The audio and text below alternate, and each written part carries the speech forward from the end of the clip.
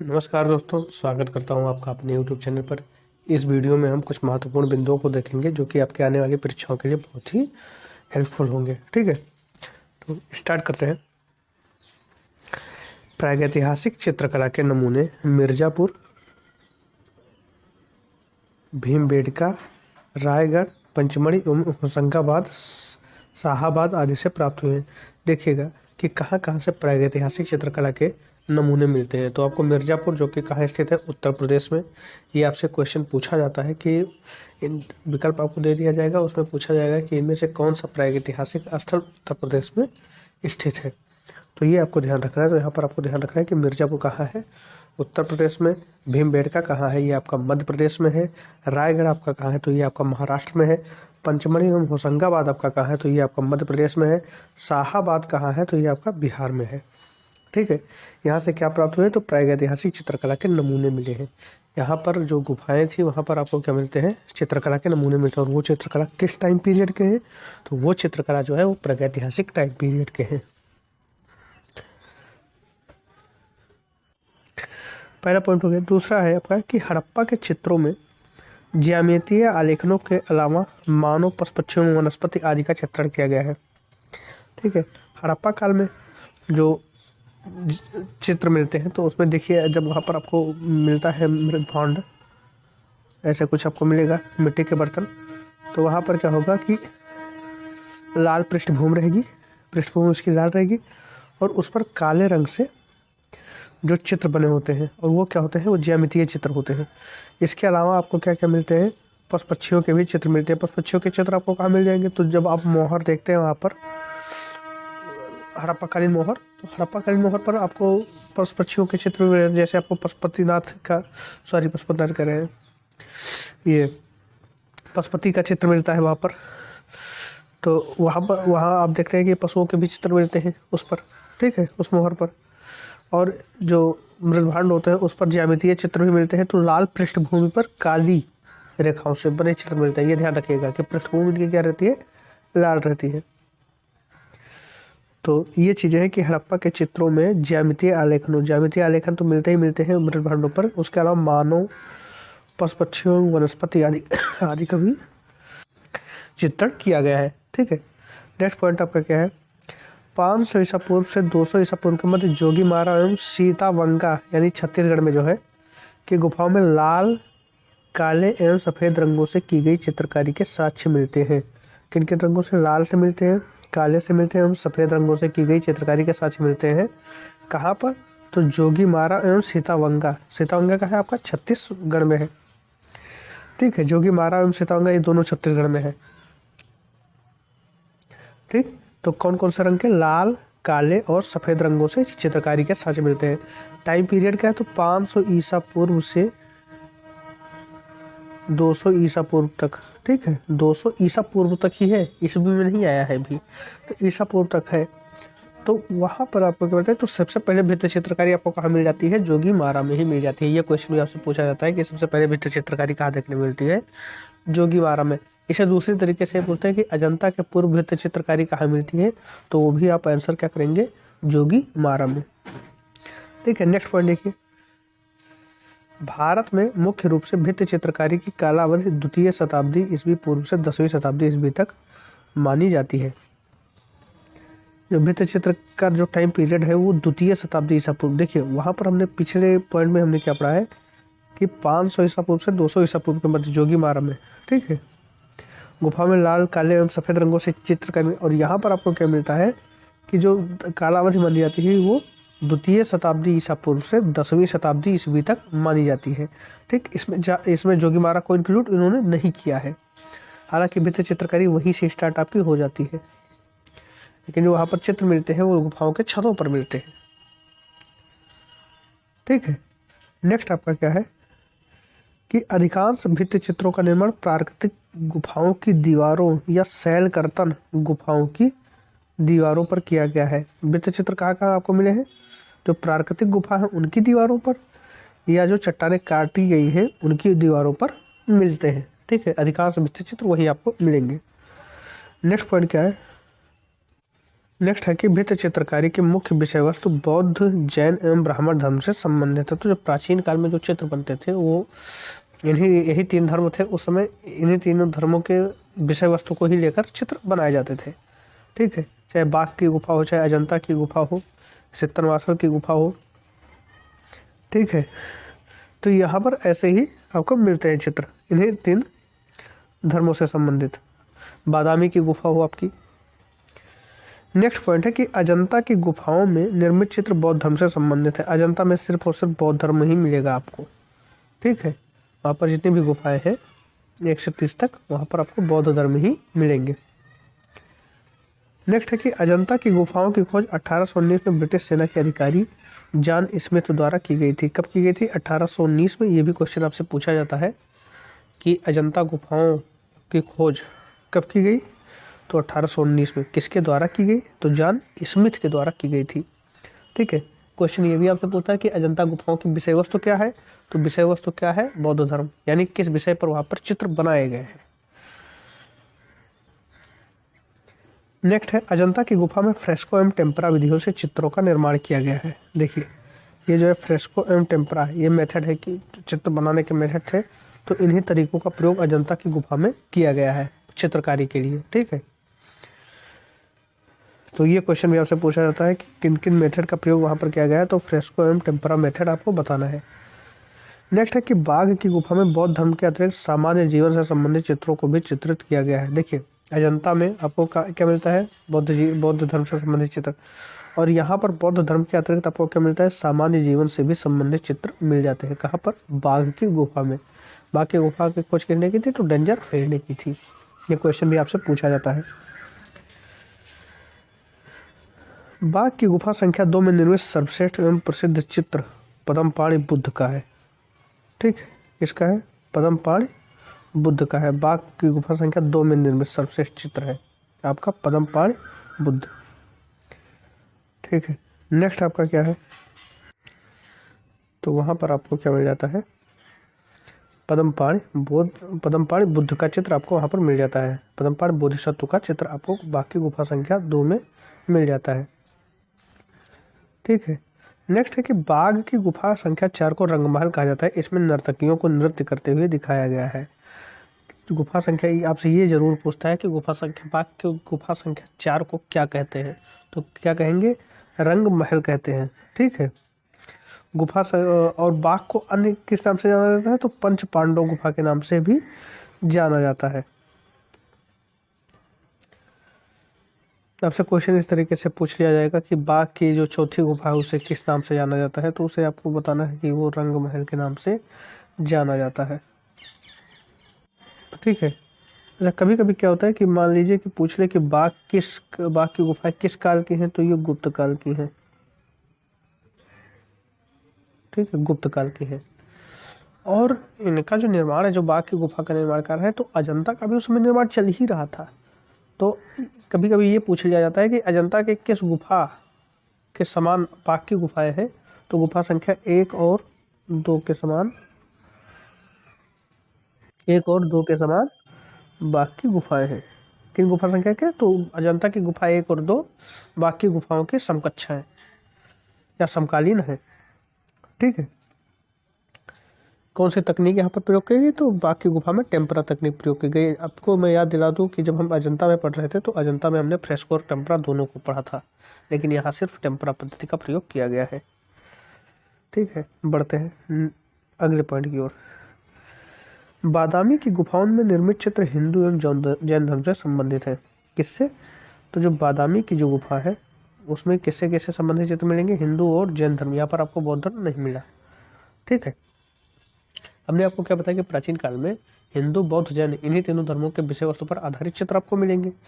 तो अजंता में हमने बौद्ध धर्म से देख लिया, बादामी में हम हिंदू और जैन धर्म से देख रहे हैं। कुल मिलाकर ओवरऑल बात यही है कि उस टाइम ये जो तीनों धर्म थे और धार्मिक विषयों पर ही चित्रण हो रहा था।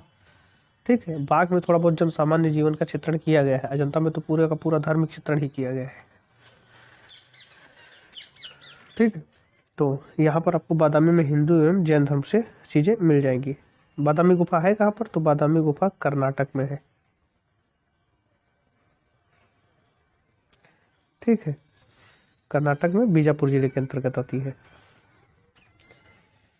इसी को हम वातापी भी कभी कहते थे, वातापी या वातिपुरम। चालुक्य वंश की ये राजधानी भी थी। किस नाम से जानते थे? वातापी या वातिपुरम। और ये चालुक्य वंश की राजधानी भी थी। ये कहाँ स्थित है? ये कर्नाटक में स्थित है। आइए अब हम देखते हैं इसके बारे में। बादामी के चित्र बनाने की प्रवृत्ति बाघ की गुफा से मिलती जुलती है, जबकि मुद्राओं यानी किस शैली में वो खड़े चित्र है। वस्त्र सज्जा एवं रंग संयोजन के मामले में बादामी की चित्रकला पर अजंता कला का प्रभाव दृष्टिगोचर होता है। ठीक है, बनाने की जो टेक्निक है वो तो बाघ जैसी है, लेकिन जो रंग संयोजन है या फिर आपका वस्त्र सज्जा और मुद्रा है उनकी, वो अजंता से प्रेरित है। ठीक है, तो ये बादामी की चीज़ें होगी।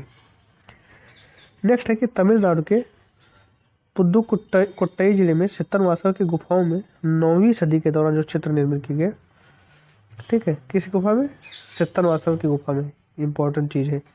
कहाँ है ये? तमिलनाडु। क्वेश्चन आपसे क्या पूछ लेता है कि सित्तनवासर की गुफा किस राज्य में है? आपको बताना है कि ये तमिलनाडु में है। क्वेश्चन बस इतना ही पूछेगा, सित्तनवासर की गुफा किस राज्य में है। ठीक है, उन्हें सित्तनवासर चित्रकला के नाम से जाना गया। नेक्स्ट है कि सित्तनवासर की चित्रकला जैन विषय प्रतीकों से गहरे रूप से जुड़ी हुई है। बिल्कुल सही चीज़ें हैं कि जो ये सित्तनवासर जो है वो जैन धर्म से जुड़ी है या जैन विषयों से जुड़ी है। अच्छा, सित्तनवासर का अपना भी एक शब्द, सित्तनवासर शब्द का अपना भी एक अर्थ है। सित्तनवासर का मतलब होता है सिद्ध जैन संतों का निवास स्थान। ठीक है, इसकी खोज 1934 में की गई थी। सित्तनवासर की खोज 1934 में की गई थी, प्रोफेसर दुर्बिल ने किया था। ठीक है, इसके निर्माण काल का समय अगर हम बात करें तो 700 से 900 ईस्वी के दौरान हुआ था और पांड्य राजाओं के समय में किया गया था। पांड्य राजाओं के टाइम पीरियड में किया गया था, ये आपको ध्यान रखना है। देखिए, सारी डाटा जो जिस बुक से मैंने ये लिया है वो उसमें आपको नहीं दिया गया है, बस आपको चीज़ें टच कराते हुए निकाली जा रही हैं। ठीक है, तो बस ये है कि एक रिवीजन के तौर पर हम इसे देख रहे हैं, बाकी आपको पढ़ना है डिटेल में। ठीक है, ठीक। नेक्स्ट है कि सित्तनवासर चित्रकला के अंतर्गत निर्मित चित्रों में पांड्य राजा रानी और नर्तकी का चित्र प्रशंसनीय है। अच्छा, इन्हीं के दरमियान बना भी है 700 से 9वीं सदी में। ठीक है, 700 से 9वीं ईस्वी के मध्य बना है और इसमें पांड्य राजा के काल में बना है। पांड्य राजा रानी का एक और नर्तकी का चित्र एक प्रशंसनीय है यहाँ पर। तो आपको ये ध्यान में आ जाना चाहिए कि ये किस टाइम पीरियड में बनाया गया है। ठीक है, नेक्स्ट है अरमा मलाई चित्रकला तमिलनाडु में है का संबंध जैन धर्म एवं उसकी शिक्षाओं से है। अरमा मलाई चित्रकला का संबंध किससे है? तो वो जैन धर्म से है। ठीक, जैन धर्म की शिक्षाओं से है, या जैन धर्म और उसकी शिक्षाओं दोनों से, तो वो तो निश्चित है जैन धर्म से ही जुड़ा हुआ है। नेक्स्ट आपका क्या है कि उड़ीसा के केंदुझार जिले में स्थित रावण छाया एक प्राकृतिक गुफा आवास था। ठीक है, कहाँ पर? उड़ीसा के केंदुझार जिले में स्थित रावण छाया, ध्यान रखिएगा, रावण छाया एक प्राकृतिक गुफा आवास था, जहाँ की दीवारों पर एवं छतों से 7वीं शताब्दी में निर्मित किए गए चित्र मिलते हैं। उड़ीसा के केंदुझार जिले में, ये ध्यान रखिएगा, किसमें? केंदुझार जिले में। नेक्स्ट पॉइंट क्या है? एलोरा की गुफा संख्या 32 में उड़ती हुई आकृतियों एवं बादलों का दृश्य काफी सुंदर है। एलोरा की गुफा संख्या 32 में उड़ती हुई आकृतियों एवं बादलों का दृश्य काफी सुंदर है। अगर एलोरा की बात करें तो ये कहाँ है आपका? तो ये महाराष्ट्र में है आपका, महाराष्ट्र में है। और महाराष्ट्र में कहाँ? तो ये महाराष्ट्र में औरंगाबाद में है। ठीक है, एलोरा का सबसे फेमस चीज़ क्या है? तो एलोरा का कैलाश मंदिर है। ठीक है, एलोरा पहले किस नाम से जानते थे? तो एलोरा को वेरूल के नाम से जाना जाता था। ये भी क्वेश्चन आपसे पूछा जा सकता है कि एलोरा किस टाइम पीरियड में बनाया गया है? तो एलोरा में आपका राष्ट्रकूटों के टाइम पीरियड में बनाया गया है। ठीक है, एलोरा में कुल गुफाओं की संख्या कितनी है? तो वहाँ पर 34 गुफाएं हैं। ठीक, जिसमें 1 से 12 तक लेकर बौद्ध गुफाएं, 13 से 29 तक लेकर हिंदू गुफाएं और 30 से 34 तक लेकर जैन गुफाएं हैं। ठीक है, 12, 17, 5 के रेशियो में आपका ये गुफा है यहाँ पर। ठीक, सबसे इंपॉर्टेंट क्वेश्चन जो आपसे पूछा जाता है कि एलोरा की गुफा संख्या 16 को क्या कहा जाता है? तो कैलाश मंदिर। या आपसे ये पूछा जाता है कि कैलाश मंदिर एलोरा की किस गुफा संख्या को कहा जाता है? ठीक है, तो बढ़ते हैं नेक्स्ट की ओर। नेक्स्ट है कि एलोरा के चित्रों में सफ़ेद, पीले, गेरुए, गहरे नीले, हरे तथा काले रंग का प्रयोग किया गया है। रंगों को जरूर ध्यान रखिएगा, सफ़ेद, पीले, गेरुए, गहरे नीले, हरे तथा काले रंगों का प्रयोग किया गया है। फिर नेक्स्ट है आपका कि सिगरिया कला का संबंध श्रीलंका से है। ठीक है, सिगरिया कला का संबंध कहाँ से है? तो श्रीलंका से है। हालांकि एक कला के रूप में से भारतीय कला के विस्तार के तौर पर देखा जा सकता है, या यूँ कह सकते हैं कि भारत में जो कला परंपरा उस समय थी या कला प्रविधियाँ जो थी उसी को श्रीलंका में भी देखा जा सकता है। कहाँ पर? सिगरिया गुफा में। सिगरिया की गुफाएं कहाँ पर है? तो श्रीलंका के मटाले जिले में है। ठीक है, क्वेश्चन आपसे ये पूछा जाता है कि श्रीलंका के मटाले जिले में कौन सी गुफा है या सिगरिया कहाँ पर स्थित है। ठीक है, अच्छा, सिगरिया में अगर देखें तो बात करते हैं कि उसके जो चित्र है वो किस गुफा से मिलते जुलते हैं। तो सिगरिया के गुफा के जो चित्र है वो अजंता गुफा से मिलते जुलते हैं। अच्छा, सिगरिया में कुल कितनी गुफाएं? तो सिगरिया में कुल 6 गुफाएं हैं। सिगरिया गुफा की खोज किसने की थी? तो मेजर फोमर्स ने की थी। फोमर्स ने 1830 में की थी सिगरिया गुफाओं की खोज। गुफाओं के निर्माण का समय क्या है? तो 5वीं शताब्दी में है, कश्यप प्रथम के शासनकाल में।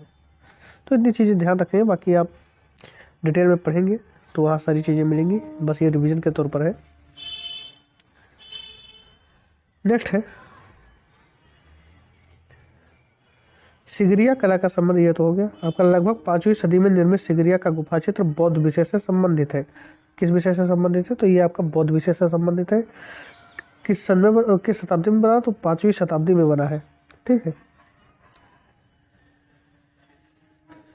नेक्स्ट है आपका कि दक्षिण भारत का सर्वाधिक महत्वपूर्ण भित्तिचित्र तमिलनाडु के तंजावुर में है। सबसे प्रसिद्ध भित्तिचित्र कहाँ है? तो तंजावुर में। तंजावुर के राजेश्वर मंदिर में नृत्य करती हुई आकृतियों का चित्रण किया गया है। तंजावुर में किसका चित्रण किया गया है? तो नृत्य करती हुई आकृतियों का चित्रण किया गया है।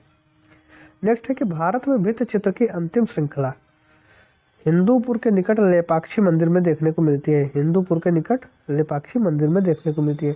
ये भित्ति चित्र की अंतिम श्रृंखला में देखने को मिलती है। ठीक है, कहा?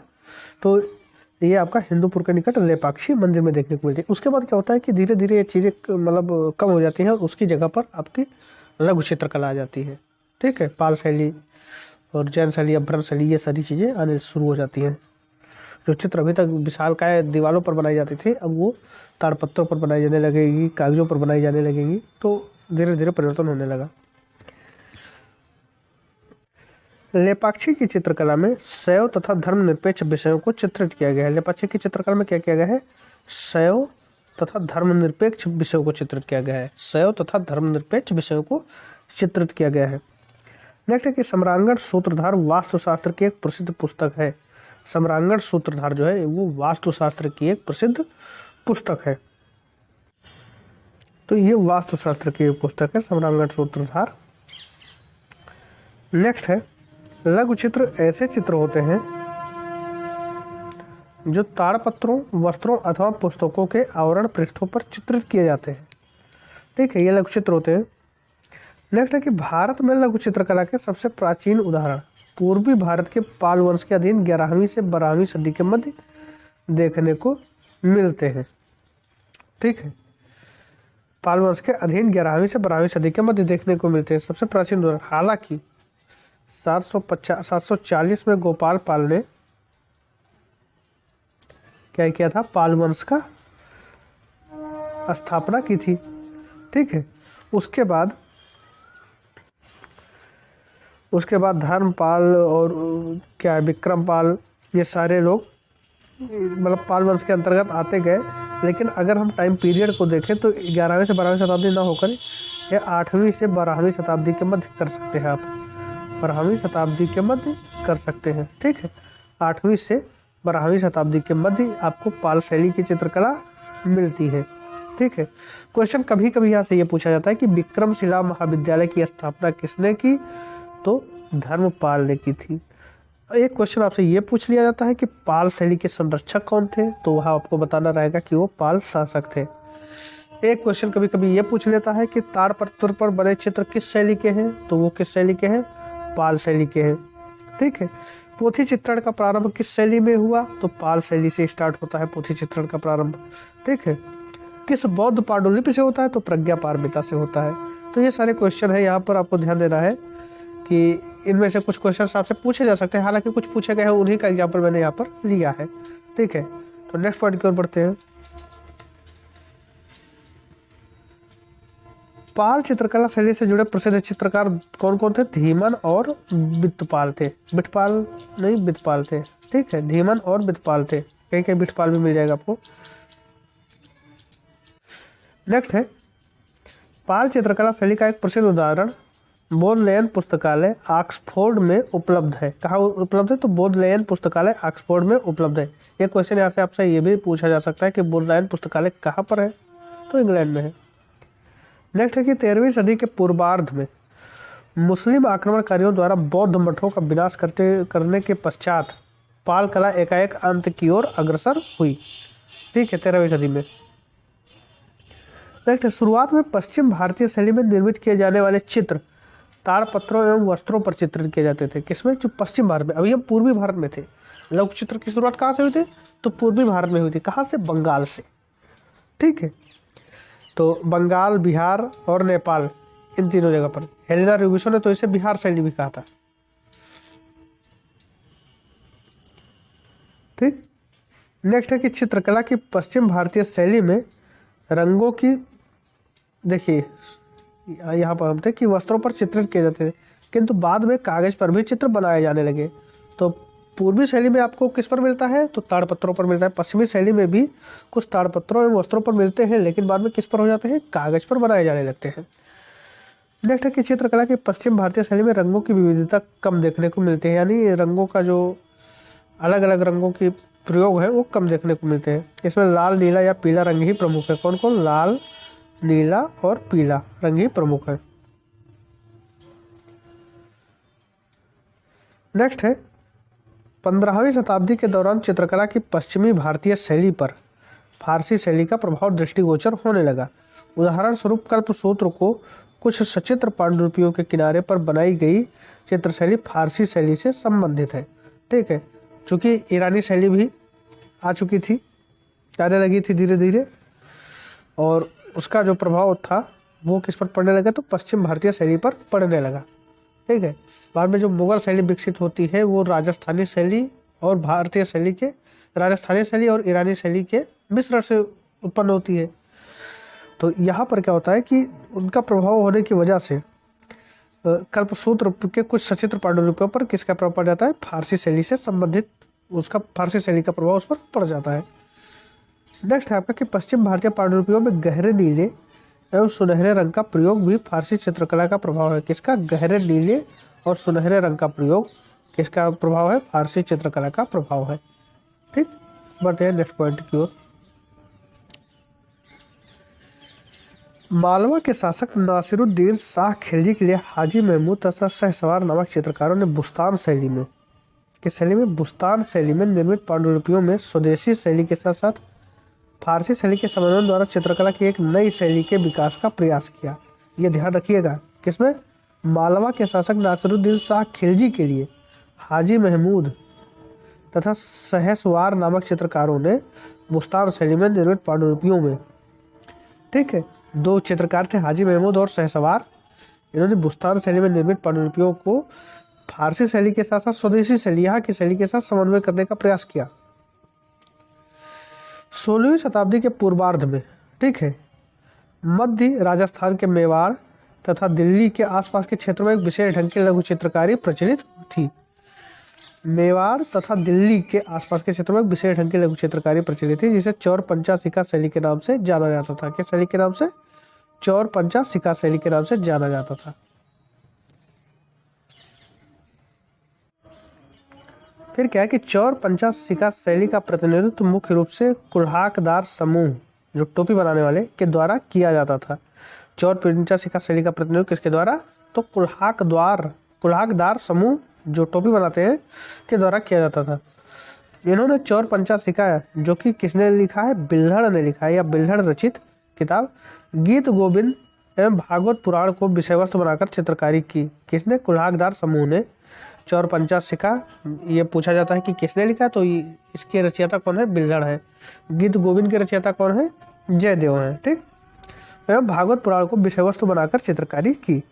नेक्स्ट है कि चौर पंचाश सिक्का चित्रकला शैली के शुद्ध रूप से स्वदेशी है। चौर पंचाश चित्रकला जो है, चौर पंचाश सिक्का चित्रकला जो है, उसकी जो शैली है वो पूर्णतया क्या है? स्वदेशी है तथा यह पश्चिम भारत की कला से प्रभावित है। ठीक। जबकि इस पर फारसी एवं मुगल शैली का कोई भी प्रभाव नहीं है। ठीक है, फारसी एवं मुगल शैली का कोई भी प्रभाव इस पर अभी तक नहीं था। नेक्स्ट है कि मुगल शासक बाबर चित्रकला में रुचि रखता था। इसने ईरान के प्रसिद्ध चित्रकार बिहजाद के चित्रों की समीक्षा की थी। बाबर क्या था? चित्रकला में रुचि रखता था और बिहजाद के चित्रों की समीक्षा की थी। बिहजाद कौन था? तो ये ईरान का एक चित्रकार था जो कि हेरात में निवास करता था। हेरात में एक शासक कौन था? तो शाहरुख के संरक्षण में बिहजाद जो है वो बिहजाद अपनी चित्रकारी करता था शाहरुख के संरक्षण में। हुमायूं के दरबार में दो प्रसिद्ध ईरानी चित्रकार अब्दुल समद एवं मीर सैयद अली निवास करते थे। ठीक है, अब्दुल समद एवं मीर सैयद अली हुमायूं के दरबार में रहते थे। जब ये ईरान गया वहाँ से दो चित्रकारों को लेकर आया। पहली बार तो मना कर दिया, लेकिन दूसरी बार ये लोग चले आए। कौन कौन? अब्दुल समद एवं मीर सैयद अली। ठीक। नेक्स्ट पॉइंट क्या कि हुमायूं ने मीर सैयद अली को नादिर उल असर, ये इंपॉर्टेंट क्वेश्चन है, नादिर उल असर किसे कहा है? तो मीर सैयद अली को। एवं अब्दुल समद को सीरी कलम, और अब्दुल समद को क्या कहा है? तो सीरी कलम। अब्दुल समद को सीरी कलम की उपाधि और नादिर उल असर को नादिर उल असर किसको? मीर सैयद अली को उपाधि दी गई। नेक्स्ट पॉइंट आपका क्या है कि अकबर से पहले मुगल दरबार में चित्रकला की जो शैली विकसित थी उसे ईरानी कला के अंतर्गत हेरात की कलम कहा जाता था। हेरात की कलम किस लिए कहा जाता है? क्योंकि अब्दुल समद जो आया था आपका, और जो मीर सैयद अली आया था, ये नया नया आया था, तो वो वही चित्रकारी कर रहा था जहाँ से इसकी ओरिजिन उत्पत्ति ईरान की थी। तो ईरान का आया था तो ये उसी शैली में चित्रकारी कर रहा था। धीरे धीरे टाइम पीरियड बीतने के साथ साथ इन लोगों ने भारतीय शैली को भी अपनाना शुरू किया। और फिर क्या होता है कि अकबर के टाइम तक आते आते जो मुगल दरबार में चित्रकारी की जो शैली विकसित हुई थी वो मुगल शैली स्टार्ट हो जाती है। ठीक है, देखिए अकबर के टाइम पीरियड में मुगल शैली विकसित होने लगती है। उससे पहले ये किस शैली में काम करते हैं? ईरानी शैली में काम करते हैं। तो अकबर से पहले मुगल दरबार में किस शैली का विकास था? तो हेरात की कलम जिसे कहा जाता था उस शैली से काम चलता था, वहां पर चित्रकारी होती थी। मुगल चित्रकला का विकास स्वदेशी भारतीय शैली एवं फारसी चित्रकला की सफाविद शैली के संश्लेषण के द्वारा हुआ। यानी सफाविद शैली और स्वदेशी भारतीय शैली जब मिक्स हुए तब आपका क्या हुआ? मुगल चित्रकला का विकास हुआ। नेक्स्ट है कि मुगल कालीन चित्रकारों ने संध्या एवं रात्रि के चित्रांकन के लिए चांदी एवं स्वर्ण रंगों का प्रयोग किया। देखिए संध्या एवं रात्रि के चित्रांकन के लिए किसका प्रयोग किया? चांदी एवं स्वर्ण रंगों का प्रयोग किया।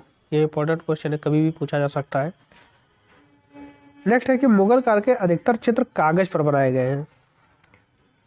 किस पर बनाए गए हैं? कागज पर बनाए गए हैं। इसके साथ ही कपड़े, भित्ति तथा हाथी दांत पर भी चित्रित किए गए हैं। कपड़े पर भी चित्रण हुआ है, भित्ति यानी दीवारों पर भी हुआ है और हाथी दांतों पर भी चित्रण हुआ है, लेकिन सर्वाधिक चित्र किस पर बनाए गए हैं? कागज पर बनाए गए हैं। अकबर ने अपने शासन के प्रारंभ में मीर सैयद अली एवं अब्दुल समद खां, ये दोनों कौन थे? जिन्हें हुमायूं लेकर आया था, देख रेख में एक शिल्पशाला की स्थापना की थी। नेक्स्ट है जहांगीर का शासनकाल मुगल चित्रकला का स्वर्ण युग था। इसने आगा खां के नेतृत्व में आगरा में एक चित्रशाला की स्थापना की। किसके नेतृत्व में? आगा खां के। जहांगीर के काल में मुगल चित्रकला पर फारसी प्रभाव की समाप्ति हुई तथा चित्रकला की भारतीय पद्धति का विकास हुआ। यह ध्यान रखिएगा, मुगल चित्रकला पर फारसी प्रभाव की समाप्ति हुई और चित्रकला की भारतीय पद्धति का विकास हुआ। पूरी तरीके से फारसी शैली आपके यहाँ से लुप्त हो जाती है, यानी उसका प्रभाव यहाँ से लुप्त हो जाता है। अब सीधा सीधा पूरी तरीके से भारतीय पद्धति में काम हो रहा है। जहांगीर कालीन चित्रकला में रूढ़ियों के स्थान पर वास्तविकता के दर्शन होते हैं। ठीक है। जहांगीर कालीन चित्रकला में रूढ़ियों के स्थान पर वास्तविकता के दर्शन होते हैं। नेक्स्ट, जहांगीर काल में प्रकृति का सजीव चित्रण किया गया है। पशु पक्षी फूलों वनस्पतियों का बहुत ही सुंदर चित्रण किया गया है। एक बात मैं और बता दूं कि इस्लाम में जो जीवित चित्रों का मतलब चित्रांकन किया था हराम था और नहीं किया जा सकता था जीवित वस्तुओं का, लेकिन जहांगीर के टाइम में आते आते ये चीज़ें प्रारंभ हो चुकी थी। इससे पहले क्या होता था कि उसकी जगह पर आलेखन का प्रयोग करते थे, आलेखन अलंकरण का प्रयोग करते थे। जहांगीर के समय के प्रमुख चित्रकार कौन थे? उस्ताद मंसूर। वो क्या कहते हैं? पशु पक्षी के विशेषज्ञ थे और पुष्पों के चित्र बनाने में महारत हासिल थी। मंसूर द्वारा बनाया गया लाल फूल तथा टर्की काक तथा बाज चित्र काफी प्रसिद्ध है। किसने बनाया इन सारे चित्रों को? लाल फूल, टर्की काक तथा बाज तो मंसूर ने बनाया है। मंसूर को पशु पक्षी विशेषज्ञ के तौर पर भी जाना जाता है, पशु पक्षी चित्रण विशेषज्ञ के तौर पर जाना जाता है। यह प्रश्न आपसे कई बार पूछा गया है। नेक्स्ट है कि नेक्स्ट है अबुल हसन नामक चित्रकार ने सिंहासन पर बैठे हुए जहांगीर का चित्र बनाया। सिंहासन पर बैठे हुए जहांगीर का चित्र किसने बनाया? तो अबुल हसन ने बनाया। इसी चित्र को जहांगीर की याद में कथा तुजुक ए जहांगीरी का मुख्य पृष्ठ बनाया गया है। तुजुक ए जहांगीरी का मुख्य पृष्ठ किसे बनाया गया है? तो सिंहासन पर बैठे हुए जहांगीर का चित्र तुजुक ए जहांगीरी का मुख्य पृष्ठ है और इसको बनाने वाला कौन है? तो अबुल हसन है। बिशन दास व्यक्ति चित्र बनाने में माहिर था। जहांगीर ने, या व्यक्ति चित्र कहे या इसी को सभी भी कह दीजिए, सभी बनाने में माहिर था। जहांगीर ने इसे ईरानी दरबार में शाह अब्बास का चित्र बनाकर लाने के लिए भेजा था। ठीक है, कहाँ पर? ईरानी दरबार में। किसका चित्र बनाने के लिए? शाह अब्बास का। मनोहर ने जहांगीर का चित्र बनाया था जिसे बादशाह द्वारा हस्ताक्षरित करके ब्रिटिश दूत सर टॉमस रो को भेंट स्वरूप दिया। जहांगीर का चित्र किसने बनाया जिसे टॉमस रो को भेंट किया गया था? तो मनोहर ने बनाया था। नेक्स्ट है कि शाहजहां के काल में मुगल चित्रकला ने अपनी चमक दमक एवं परिष्कार को खो दिया था। शाहजहां के काल में क्या होता है? धीरे धीरे अवसान की तरफ हो जाता है। ग्राफ जो अभी तक जहांगीर तक उठा था अब वो डाउनवर्ड की ओर जा रहा है। ठीक है, अब ग्राफ नीचे जा रहा है उसकी चित्रकारी की। शाहजहां के शासनकाल में चित्रकला की विषय वस्तु के रूप में यवन सुंदरियां, रंग महल, विलासी जीवन तथा ईसाई धर्म सम्मिलित थे। ठीक है, ये शाहजहां के टाइम पीरियड में थे। शाहजहां के टाइम पीरियड के विषय वस्तु क्या क्या थे? यवन सुंदरियां, रंग महल, विलासी जीवन तथा ईसाई धर्म सम्मिलित थे। कट्टर मुसलमान होने के कारण औरंगजेब चित्रकला का विरोधी था और उसकी वजह से क्या हुआ कि एकदम जो अभी तक अवसान की ओर बढ़ रहा था वो अचानक से खत्म हो गया। पूरी तरीके से चित्रकला यहाँ पर ठप पड़ जाती है। थोड़ी बहुत चित्रकारी होती रहती है। औरंगजेब ने भी अपने एक दो चित्र बनवाए, वो अलग की चीज़ है, लेकिन चित्रकारों को उसने प्रश्रय नहीं दिया। ठीक, शाहजहां ने चित्रकारी के बजाय वास्तुकला पर ध्यान दिया। आप जानते हैं कि जो विश्व प्रसिद्ध ताजमहल है वो शाहजहां के टाइम पीरियड में ही बना है। तो उसने चित्रकारी में रुचि तो नहीं दिखाई, लेकिन उसने मतलब ऐसा भी नहीं किया कि वो खत्म कर दे, वो काम औरंगजेब ने कर दिया। तो यहाँ तक आज हम देखते हैं। इसके आगे के वीडियो में हम देखेंगे कि आगे जो दक्षिणी चित्रकारी, दक्षिण के क्षेत्र में इस समय तत्कालीन समय में कैसी चित्रकारी चल रही थी। उसके बाद यहाँ पर पहाड़ी चित्र शैली, फिर राजस्थानी चित्र शैली, फिर पहाड़ी चित्र शैली, फिर उसके बाद कंपनी चित्र शैली, बंगाल की सारी चीज़ों को हम देखेंगे। लेकिन इस वीडियो में बस इतना ही। ठीक है, धन्यवाद।